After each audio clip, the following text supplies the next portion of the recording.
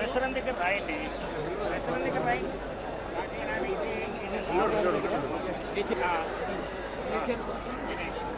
సత్యనారాయణ నాయుడు, నాగం నాయుడు,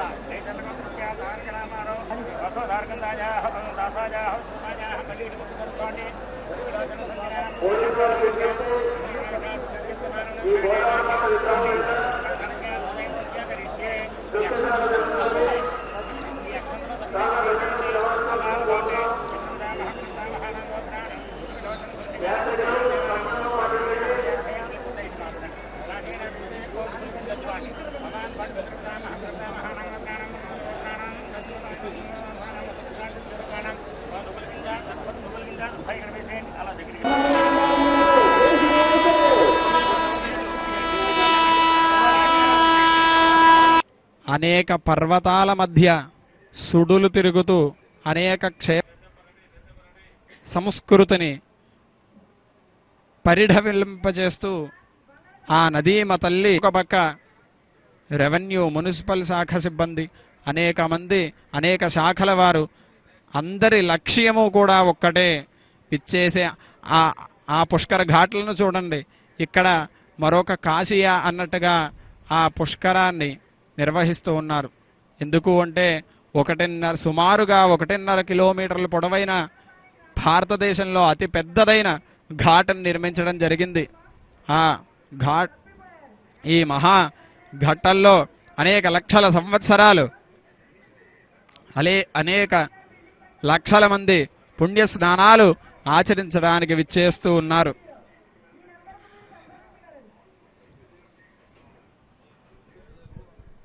రేవాతీరే తపఃకుర్యాత్ మరణం జాహ్నవీతటి దానం దద్యాత్ చేసినటువంటి దానము కన్నా గౌతమి నదిలో చేసినటువంటి పుష్కర స్నానం 1,000,000 రెట్లు ఫలితాన్ని ఇస్తుంది అని మన శాస్త్రాలు చెబుతూ ఉన్నాయి. అదిగో చూడండి, దంపతులు భక్తి ప్రపత్తులతో అందరి లక్ష్యము ఒకటే, భక్తి శ్రద్ధలతో పుష్కర స్నానాన్ని ఆచరించి పుణ్య ఫలాన్ని పొందాలి అని మాన్య ముఖ్యమంత్రి వర్యులు ఆ గోదావరి మాతకు పసుపు కుంకుమ పువ్వులు పట్టు వస్త్రాలు సమర్పించి ఒక్కటే లక్ష్యం, తెలుగు ప్రజలు మన ఆంధ్రప్రదేశ్ అభివృద్ధి చెందాలి అని ఒకటే సంకల్పంతో ఆ గోదావరి మాతను ప్రార్థించి ఈ మహా పుష్కరాన్ని శంఖాన్ని పూరించి ప్రారంభించారు మాన్య ముఖ్యమంత్రి వర్యులు. అదేవిధంగా ఈ పుష్కరములో చేసేటటువంటి మరొక విశేషము, పితృదేవతలను ఉద్దేశించి చేసే తర్పణాదులు పిండ ప్రదానాదులు కూడా మనకి ఆ పితృదేవతల అనుగ్రహాన్ని ప్రసాదించి పుణ్య ఫలాన్ని మనందరికీ కూడా పంచుతుంది. అందుకు ఈ పుష్కరం మనందరికీ కూడా ఒక సదావకాశంగా మనందరం కూడా వినియోగించుకోవాలి. అర్ధ త్రికోటి సమేతంగా బృహస్పతి ఈ గోదావరి జలాల్లో వసిస్తాడట ఈ 12 రోజులు కూడా. ఈ పుష్కర సమయంలో చేసేటటువంటి స్నానదాన పితృకార్యాలన్నీ కూడా 1,000,000 రెట్లు ఫలాన్ని ఇస్తాయి అనడానికి ఎటువంటి సంశయము లేదు. వేద పురుషునకు నేత్రస్థానమే జ్యోతిష్య శాస్త్రము. జ్యోతిషము అంటే దారి చూపేటటువంటిది, వెలుగు చూపేటటువంటిది అని అర్థం. సుఖవంతమైన జీవితానికి మార్గాలను వేసుకుంటూ ఉంటాడు. భారతీయ సనాతన సంస్కృతి సంప్రదాయాలలో జ్యోతిష్ శాస్త్రానికి అత్యంత గౌరవ స్థానం. హిందువుల దైనందిన జీవిత ఆచారాలలోనూ నవగ్రహాలకు ఎంతో ప్రాముఖ్యత ఉంది. మానవుల స్థితిగతులను భవిష్యత్ వ్యవహారాలపై వీటి ప్రభావం గురించి చాలా మందికి దృఢమైనటువంటి విశ్వాసం కలిగి ఉంటారు. జ్యోతిష్ శాస్త్రంలో బృహస్పతికి ప్రత్యేకమైనటువంటి స్థానం కూడా ఉంది. ఈయనకే దేవగురువు అని మరొక పేరు కూడా ఉంది. బృహస్పతి జ్ఞానానికి ప్రతీకగా చెప్పవచ్చు. జ్యోతిష్యంలో ముఖ్యమైన అంశాలన్నీ కూడా ఈ బృహస్పతి గ్రహం మీదే ఆధారపడి ఉన్నాయి. అటువంటి బృహస్పతి బ్రహ్మదేవుని వరం చేత ఒక్కొక్క నదిలో ఒక్కొక్క రాశిలో ప్రవేశించేటటువంటి సమయంలో ఒక్కొక్క నదికి పుష్కరాలు రావాలి, ఆ పుష్కరాలలో మానవులు స్నానాలు చేసి తరించాలి అని వరాన్ని పొందాడు ఆ బృహస్పతి. ఆ బృహస్పతి మేషరాండితుల వేదమంత్రోచ్చారణల మధ్య మహాపుష్కరాన్ని ప్రారంభించారు మాన్య ముఖ్యమంత్రి వర్యులు. భక్తజనకోటి అందరూ కూడా పుష్కర స్నానాన్ని ఆచరించాలి, పుష్కరాల యొక్క పుణ్య ఫలాన్ని పొందాలి. ఈ నదులు జీవనాడులు. ఈ నదీ ప్రవాహంలో నదీ తీరంలో మాత్రమే ఆధునికమైన నాగరికత పరిఢవిల్లింది.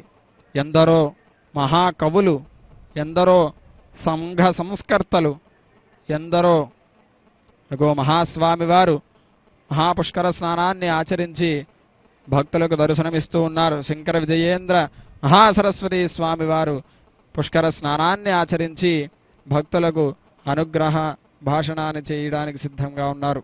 మహాశ్రీ పుష్కరాలను విజయవంతంగా నిర్వహించాలి అనే దృఢ సంకల్పం, ఒక్కటే కోరిక, నా ఆంధ్రప్రదేశ్ పూర్వ వైభవాన్ని సాధించాలి, అభివృద్ధి సాధించాలి.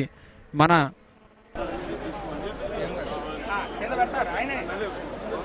ఆయనే తీసుకోమన్నా, మీరు ఆడవాళ్ళు పిల్లలు వెళ్ళకండి, అందరూ ఇక్కడే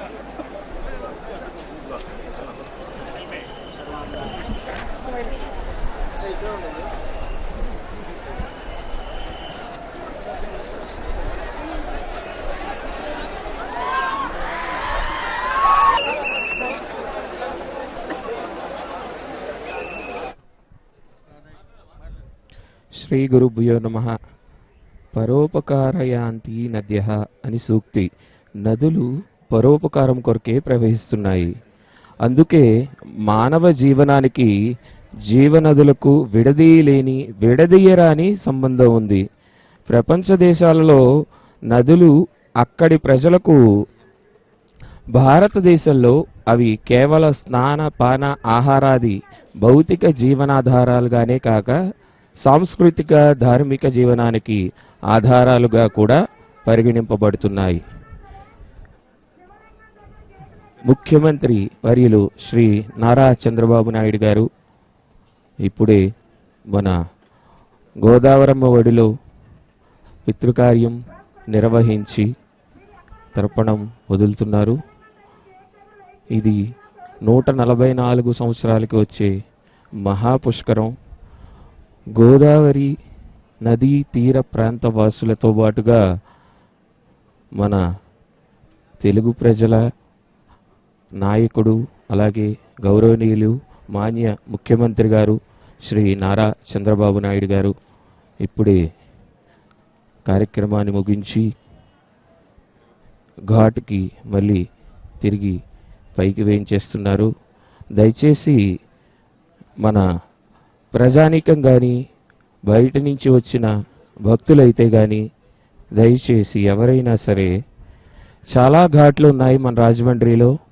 ఆ ఘాట్లన్నిటిలోనూ కూడా మాన్యశ్రీ చంద్రబాబు నాయుడు గారు ఇప్పుడు శాస్త్రోక్తంగా తమ విధులు నిర్వర్తించి ఇప్పుడే పుష్కర ఘాట్ నుంచి ముందుకు సాగుతున్నారు. అలాగే ప్రజలంతా కూడా పుణ్యస్నానాలు ఆచరిస్తున్నారు. శాస్త్రోక్తంగా ప్రజలందరూ కూడా గోదావరమ్మ ఒడిలో పుణ్యస్నానాలు ఆచరిస్తున్నారు.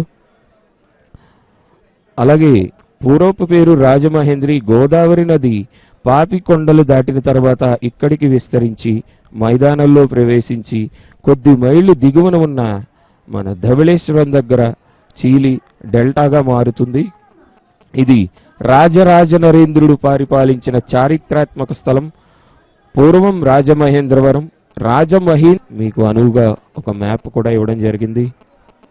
దాన్ని బట్టి ప్రజలందరూ కూడా ఆ సౌకర్యాలన్నింటినీ ఉపయోగించుకుంటారని మరీ కోరుతున్నాము.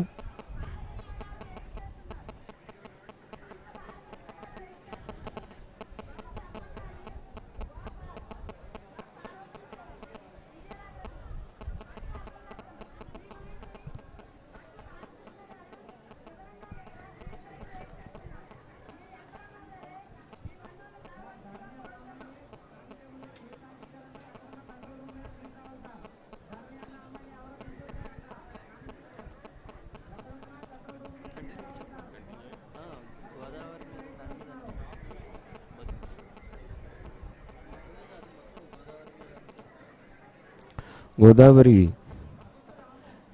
మాత నాసిక్ జిల్లాలో పుట్టి అక్కడ నుంచి పాయలుగా చీలి మన ప్రముఖ పుణ్యక్షేత్రంగా అనాదిగా విరాజిల్లుతున్న రాజమహేంద్రవరంలో కూడా ఒక జయేంద్ర సరస్వతుల వారు ఇప్పుడే తమ తీర్థ విధులను నిర్వహిస్తున్నారు. రాజమహేంద్రవరంలో సుమారుగా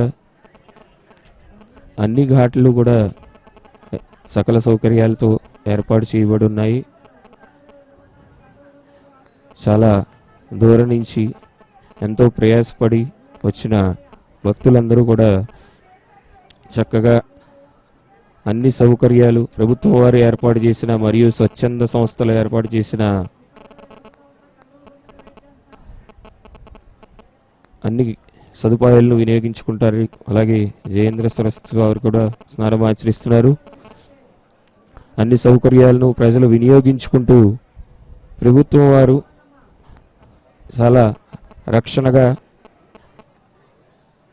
చాలా ప్రజానీకమంతా కూడా మొదటి రోజు స్నానం ఆచరించడానికి ఉత్సాహంగా చాలాసేపటి నుంచి లైన్లో ఉన్నారు.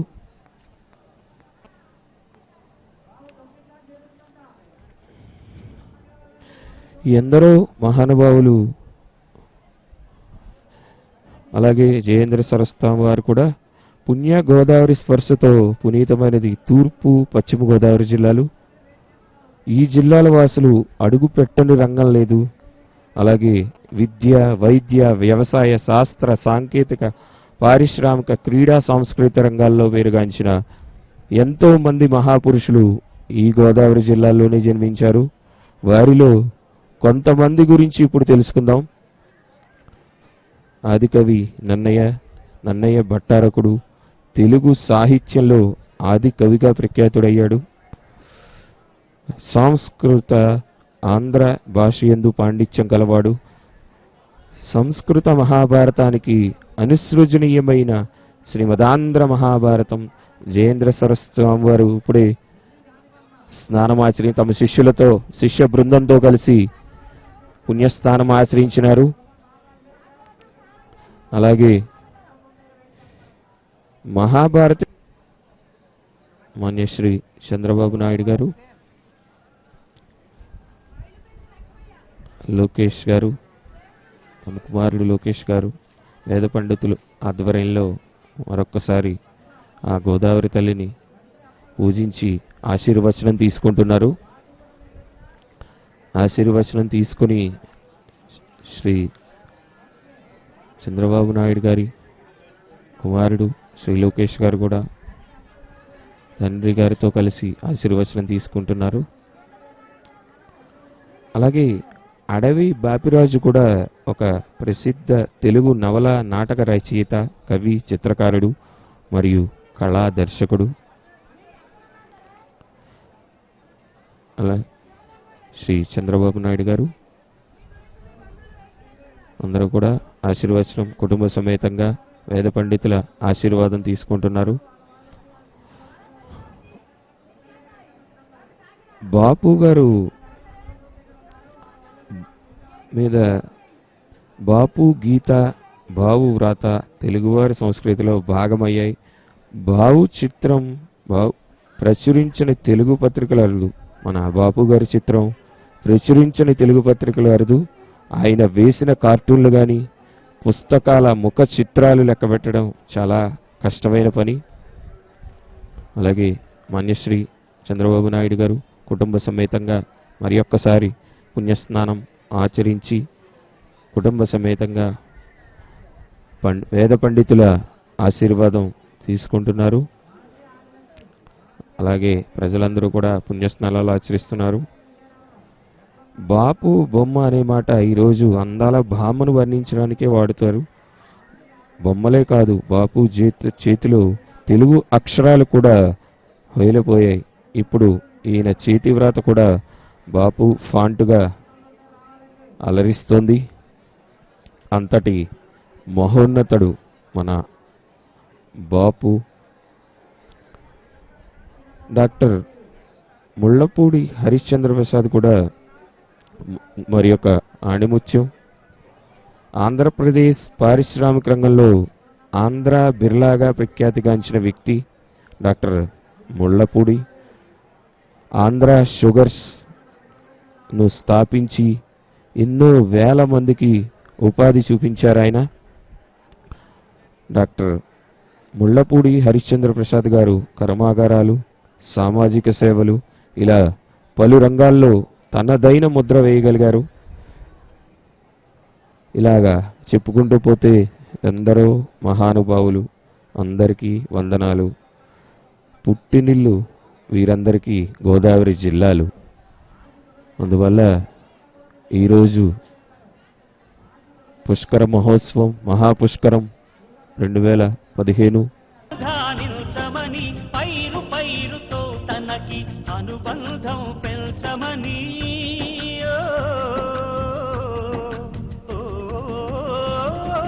గోదావరి పిలుస్తోంది కదలిరా, కదలిరా గంగ పిలుస్తోంది తరలిరా, కదలిరా సంకల్పం ఫలిస్తోంది ఉరికిరా. ఉరికిరా.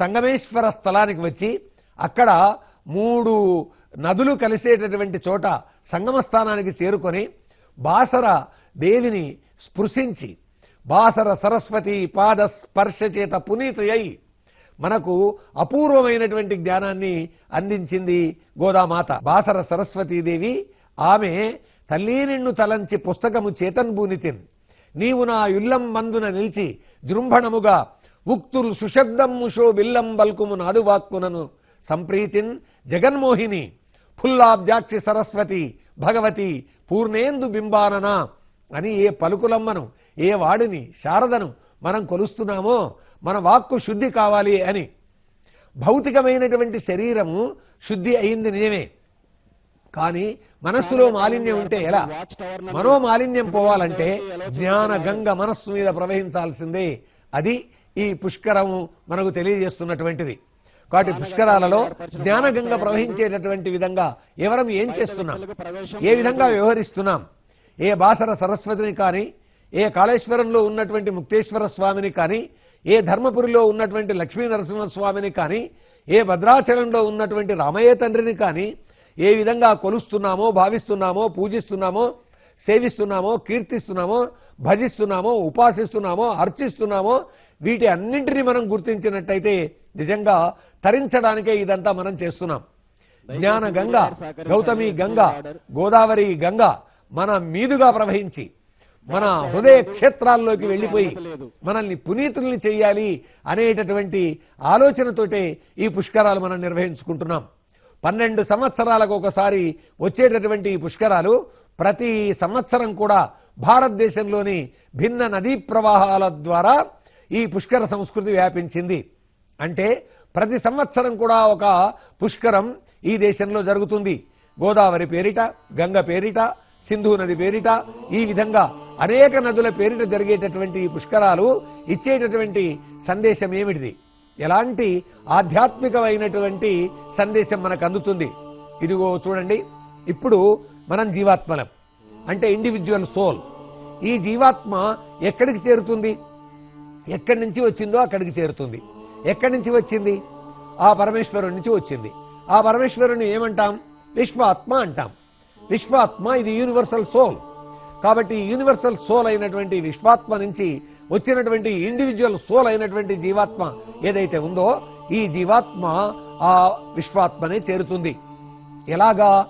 నది ఏ విధంగా పుట్టిందో, ఏ విధంగా ప్రవహించిందో, ఏ విధంగా వికసించిందో, ఏ విధంగా తన పరివాహక ప్రాంతంలో అపారమైనటువంటి శక్తిని అందించిందో, చైతన్యాన్ని నిర్మాణం చేసిందో, పంటల్ని వండించిందో, భూమిల్ని సౌభాగ్యవంతంగా చేసిందో, ఆ విధంగా చేసి చేసి చిట్ట చివరికి నది ఎక్కడికి వెళ్ళింది?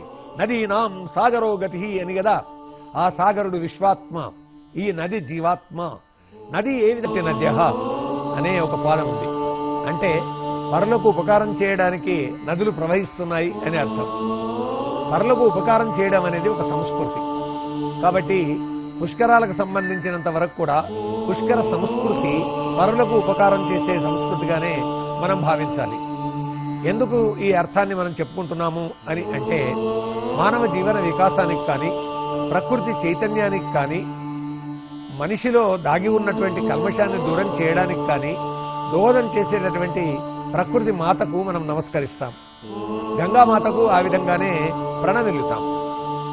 పరోపకారాయ ఫలంతి వృక్షాః, పరోపకారాయ వహంతి నద్యః, పరోపకారాయ దుహంతి గావః, పరోపకారాయ సతాం విభూతయః అనే ఈ శ్లోకం పరమార్థాన్ని ప్రబోధిస్తుంది. పరులకు ఉపకారం చేయడానికే చెట్లు ఫలిస్తున్నాయి, పళ్ళనిస్తున్నాయి. పరులకు ఉపకారం చేయడానికే నదులు ప్రవహిస్తున్నాయి. ఇతరులకు ఉపకారం చేయడానికే ఆవులు పాలనిస్తున్నాయి. ఇతరులకు ఉపకారం చేయడానికే సజ్జనుల యొక్క సంపదలన్నీ ఉన్నాయి.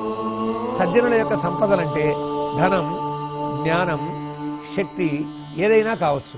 అందువల్ల పుష్కర సంస్కృతికి సంబంధించి ఈ శ్లోకంతో మనం ప్రారంభించుకొని ఏమిటి పుష్కర సంస్కృతి అనేటటువంటి ప్రశ్న వేసుకొని, పుష్కర సంస్కృతి అంటే పరులకు ఉపకారం చేయడమే అనేదిగా మనం చెప్పుకున్నాం. జలదేవత ఈ విధంగా మానవ జీవనాన్ని చైతన్యవంతం చేస్తుంది, సురక్షితం చేస్తున్నది. జలాన్ని ఎందుకు మనం దేవతగా భావించాం? జలాన్ని ఎందుకు మనం మాతృమూర్తిగా భావించాం? భారతీయ సంస్కృతిలో మాత అనేటటువంటి ఈ మాటను గంగామాత, గోమాత, గీతామాత, భారతమాత, భూమాత అని ఈ విధంగా మాతృ సంస్కృతిని ఆపాదించుకుంటున్నాం. తల్లి ఆలోచన ఏంటి? తన పిల్లలు బాగా బతకాలనే. గంగామాత ఆలోచన ఏమిటిది? గంగా కానీ వివిధ ద్రాక్షారామం కానీ ఇలా వివిధ ఘాట్లలో ఉన్న గోదావరి నదీ తీరాల్లో ఉన్న ఘాట్ల వద్ద స్నానం ఆచరించాలని మనవి.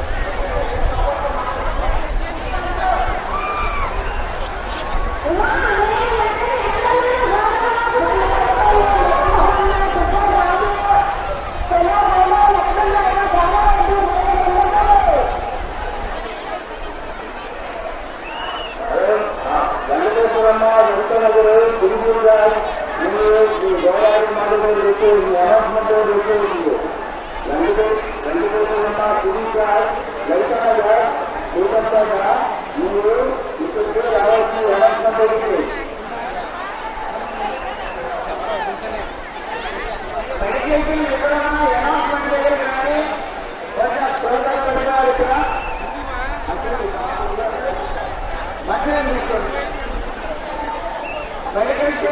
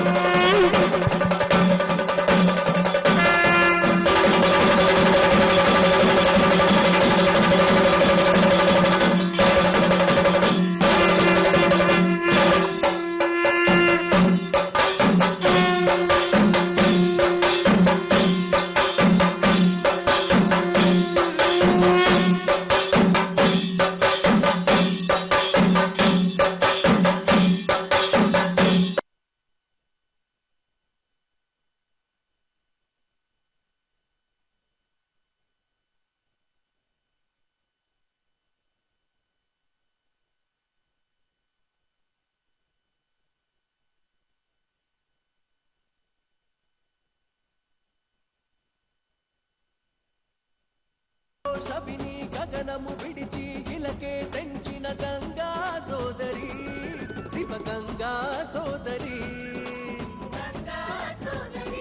గోదావరి పుష్కరాలు పుష్కరాలు పుష్కరాలు గోదావరి పుష్కరాలు. ఇతరులను సమాయత్తం చేయండి. అలాంటి చిన్నపిల్లల పట్ల చాలా జాగ్రత్త వహించండి. వారిని ఎవరిని విడిగా ఒంటరిగా వదలడం కానీ వదిలిపెట్టి వెళ్ళడం కానీ చేయకండి.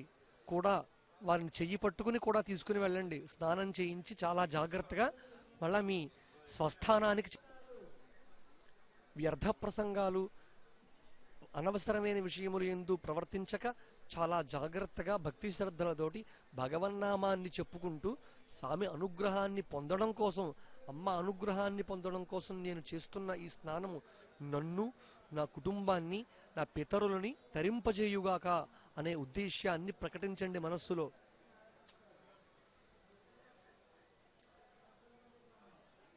ఆ రక్షక భటులకి, పోలీసు వారికి సహకరించండి. వారు వద్దన్న చోటకు వెళ్ళకండి. వాళ్ళకి వ్యతిరేకంగా ప్రవర్తించకండి. వారు మనకి సహాయం చేయడం కోసమే నియమింపబడి ఉన్నారు. వారందరూ ఎక్కడెక్కడి నుంచో వచ్చి మనందరికీ సహాయం చేయడం కోసమనే వచ్చి ఉన్నారు కనుక వారు చెప్పినట్టుగా విని వారికి వ్యతిరేకంగా ప్రవర్తించక చాలా జాగ్రత్త వహించి పుష్కర స్నానాన్ని పూర్తి చేసుకోండి.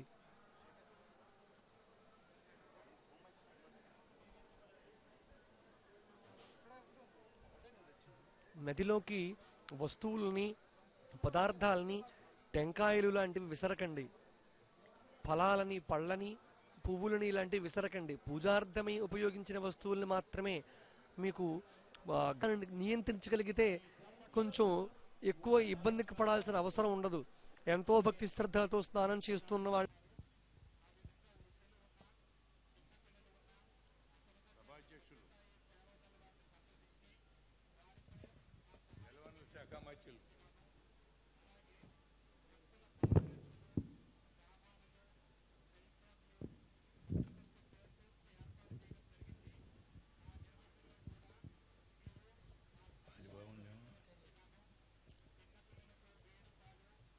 నేటి సభాధ్యక్షులు జలవనరుల శాఖ మంత్రులు శ్రీ దేవినేని ఉమాశ్వరరావు గారికి, ఇతర రాష్ట్ర మంత్రివర్యులు, ప్రభుత్వ అధికారులు, మరెందరో పెద్దలు, వారందరికీ నా నమస్కారాలు.